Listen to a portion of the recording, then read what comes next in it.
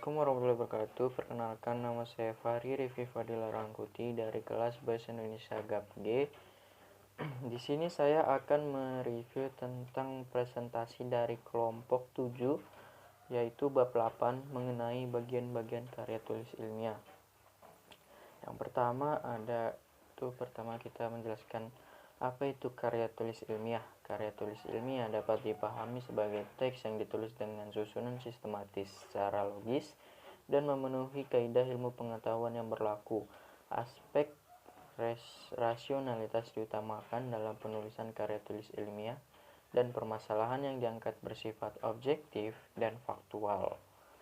Lalu di sini ada karakteristik karya tulis ilmiah. Yang pertama itu ada logis, data yang jelas, objektif, sistematif, pembahasan tuntas dan menyeluruh, menggunakan bahasa yang baku, dapat diuji kebenarannya.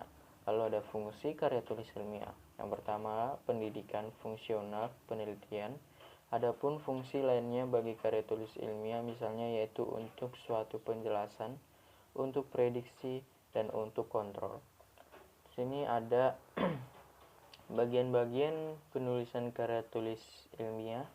Yang pertama itu ada kata pengantar. Karya tulis ilmiah berisi mengenai kata pengantar. Kata pengantar berisi mengenai ucapan syukur kepada Tuhan dan ucapan terima kasih kepada rekan, kolega, dan pihak-pihak yang telah membantu penulisannya. Lalu ada abstrak, merupakan rangkuman karya tulis yang berisi secara padat intisari dari penelitian yang mencakup latar belakang masalah yang diteliti, metode yang digunakan, hasil yang diperoleh, serta kesimpulan dan saran. Lalu ada tahap pendahuluan. Di tahap pendahuluan ini ada latar belakang, perumusan masalah, dan juga tujuan. Lalu ada landasan teori.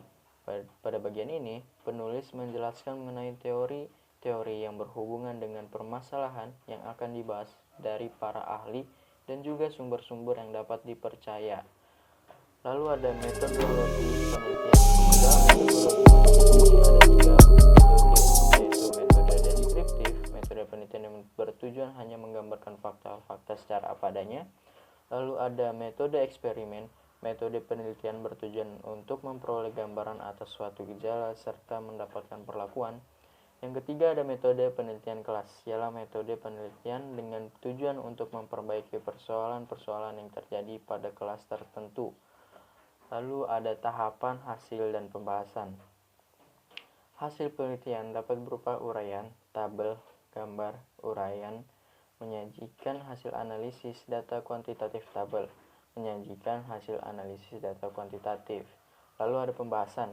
Bagian ini mengandung paparan tentang isi pokok karya ilmiah terkait dengan rumusan masalah atau tujuan penulisan yang dikemukakan pada bab pendahuluan.